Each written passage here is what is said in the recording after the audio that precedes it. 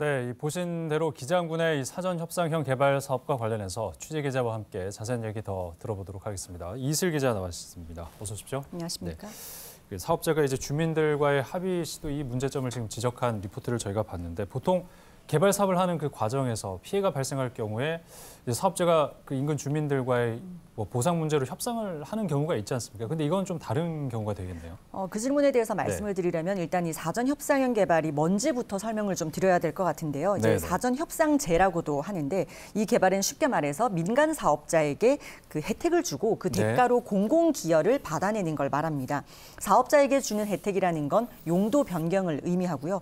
그 현재의 토지 용도를 상향 조정해서 이 사업자가 높은 건물을 지어서 개발 이득을 취할 수 있게 해준다는 겁니다. 네. 지금 이곳 기장의 옛 한국유리 땅의 경우에는 이 공업지역으로 묶여 있는데요.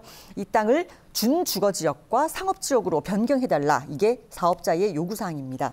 건물을 높이 지으면 당연히 사업자는 돈을 많이 벌겠죠. 그렇겠죠. 그래서 거기에 상응하는 대가로 부산시에 공공기여를 하라는 겁니다. 해당 지역을 위한 공공시설물 또는 기반시설도 포함되고요. 현금도 포함됩니다.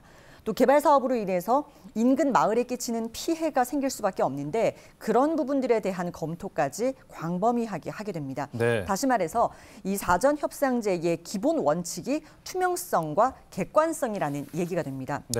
그런데 이 사업자가 아직 협상 대상지로 선정도 되지 않은 상황에서 개발에 반대하는 일부 주민들과 현금 합의를 시도하려고 했다. 이건 다시 말해서 개발 사업으로 인해서 이제 일어날 수 있는 많은 문제들이 있지 않습니까? 교통 문제나 환경 문제 같은 것들이 있는데 그런 문제를 좀 최대한 덮어버리고 논란을 줄이려고 하는 의도가 있지 않냐 이제 이런 말이 나오는 겁니다.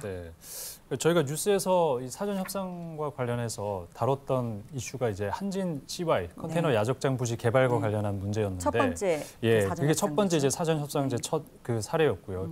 그 사례를 보고 나서 어떤 뭐 거기서 나오는 주민들의 반발 이런 걸 좀 무마하기 위해서 이런 시도를 한 것이다 이렇게 볼 수 있을까요? 이제 그게 좀 그러니까 전례로 작용을 했을 수도 있는데 그 이곳 같은 경우 한진 CY 같은 경우는 그 부산시와 민간 사업자의 협상이 끝났습니다. 그래서 이제 개발에 들어가게 될 텐데 이곳 같은 경우에는 올해 초에 이 협상이 시작될 때부터 주민들의 강한 반발에 부딪혔습니다. 초고층 건물이 올라오고 또 주거단지가 들어서니까 당연히 교통 문제가 발생하고요. 일조권 피해도 생기겠죠. 또 요즘 신종 재난이라고 일컬어지는 건물 골바람, 즉 빌딩풍 피해도 있을 수 있고요. 그러니까 이런 부분들이 계속 문제로 제기되고 또 건물 높이가 너무 높은 거 아니냐 이런 주민들의 반발이 이어지면서 부산시가 협상 과정에서 이를 반영해서 일부 조정을 하기도 했습니다. 다시 말해서 사업자 입장에서는 주민들의 반발이 부담스러울 수 있다는 겁니다. 뭐 당연한 얘기인데요. 이런 선례가 있고 하니까 이 두 번째 사전 협상 개발에 나선 기장의 민간 사업자 같은 경우에는 주민들과 좀 빨리 일정 부분 합의를 해서 좀 괜한 잡음 같은 건 좀 줄여보자 이런 계산이 있었을 수 있다는 겁니다. 자, 그렇다면 이 기장 개발 사업 앞으로 어떻게 진행이 되는 겁니까? 사전 협상이 시작이 되는 건가요? 그건 아닙니다. 그 사전 협상에 들어가기 전에 거쳐야 할 단계가 많습니다. 당장 일단 부산시가 최근 민간 사업자 측에 이 민간 사업자가 제출한 개발 계획안을 전면적으로 좀 재검토를 하라고 요청을 한 것으로 확인이 됐습니다. 사업자가 부산시에 공식적으로 개발 계획안을 제출한 게 7월인데요. 이 계획안에 대해서 부산시 도시계획위원회의 자문에서 이제 이런 결과가 나왔습니다. 위원회는 이 지역의 2,000세대 규모의 대규모 주거단지를 허용하기 위해서 준주거지역으로 용도를 변경하는 건 신중해야 한다 이렇게 지적했고요. 특히 일광 지역의 교통난을 반영해서 용도 변경을 결정해야 한다고도 했습니다. 무엇보다 상업지역으로 변경됐을 때 층수가 이제 높아지는데 거기에 따른 기장 해안 경관의 영향을 고려해서 높이 계획이 마련돼야 한다고도 밝혔습니다.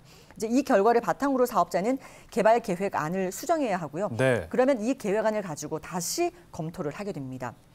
아직 기장 같은 경우에는 사전 협상 대상지로 선정된 상태가 아니기 때문에 계획 검토 결과에 따라서는 대상지 선정이 안 될 가능성도 배제할 수는 없습니다. 하지만 이제 부산시로서는 이미 이 사업자가 땅을 사뒀지 않습니까? 그 사업자의 입장을 또 아예 생각하지는 않을 수가 없죠. 그러니까 이제 이 사업이 과연 어떤 방식으로, 어떤 규모로, 또 어떤 방향으로 진행될지는 예측하기 어렵고 지금 이런 걸 언급하기에는 다소 이른 감도 있습니다. 뭐 사업자가 좀 많이 앞서간 부분도 좀 있다고 봐지네요. 알겠습니다. 기장 사전 협상제 개발 사업과 관련된 내용 앞으로도 저희가 좀 지켜보도록 하겠습니다. 고생하셨습니다.